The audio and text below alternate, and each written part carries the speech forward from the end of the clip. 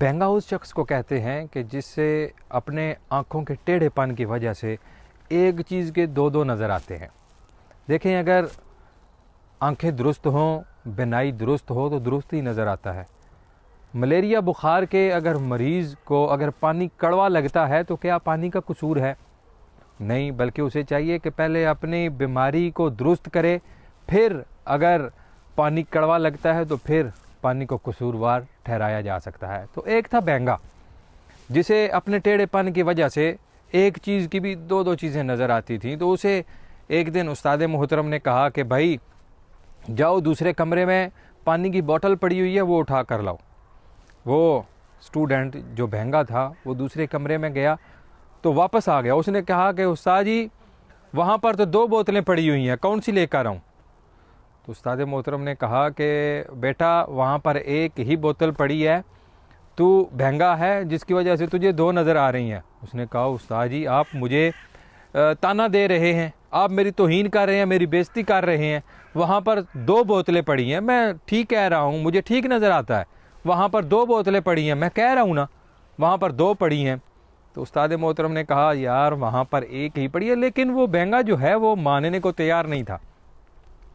تو سر نے کہا کہ اچھا بیٹا جاؤ وہاں پر جو 2 بوتلیں پڑی ہیں نا وہاں جا کر ایک کو توڑ دو اور دوسری اٹھا کر لے آؤ۔ تو وہ بہنگا جو تھا وہ اس نے ایسا ہی کیا، وہاں گیا اور بوتل کو اٹھایا اور زمین پر پٹخ کر اس کے ریزہ کر دیا، توڑ دی بوتل۔ تو اس نے دیکھا کہ جب اس نے ایک بوتل توڑی ہے تو دوسری بھی ساتھ ٹوٹ گئی ہے۔ تو پھر اس کو ندامت ہوئی اور اسے معلوم ہوا کہ بوتل تو ایک ہی تھی، میرے اپنے بہنگے پن کی وجہ سے مجھے ایک بوتل 2 نظر آ رہی تھی۔ میں نے بڑوں کا، اپنے استاد محترم کا کہا نہیں مانا، جس کی وجہ سے میں اپنی انا پر اٹل رہا، اٹکا رہا، پختہ رہا، اور میں اب کیا کروں گا، استاد جی کو کیا جواب دوں گا؟ تو اسے ندامت ہوئی، شرمندہ ہوا۔ تو دیکھیں اس واقعے سے ہمیں ملتا کیا ہے؟